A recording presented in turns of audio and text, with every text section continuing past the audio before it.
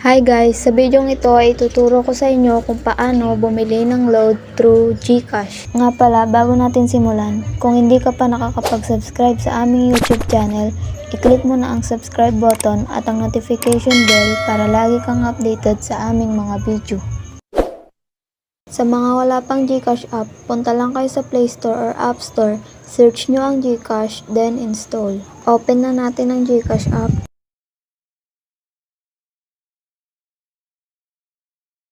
Then, enter your PIN.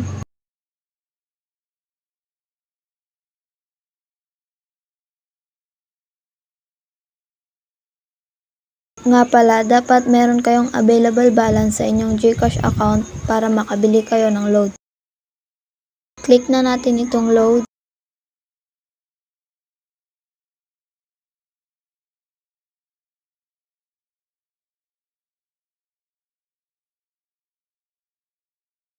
Then dito, select telco or kung anong SIM ang nais nyong loadan. For example, ang nais kong loadan ay TM. Tap natin yun.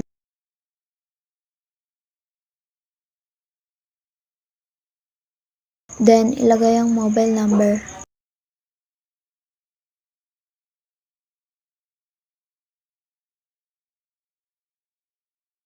Make sure na tama yung telco at number na nailagay nyo bago nyo i-click yung yes proceed. Then next naman na ilagay ang load amount o piliin ang iyong nais na load.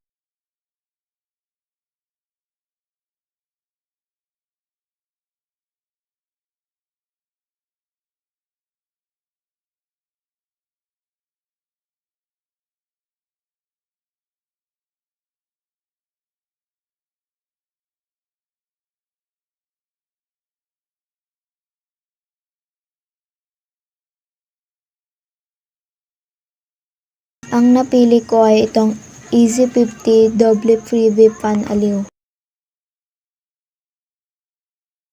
Kung tama yung information, click na natin dito.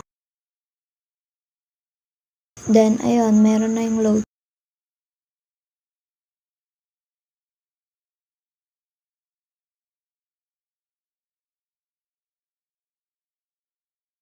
Then, back na natin.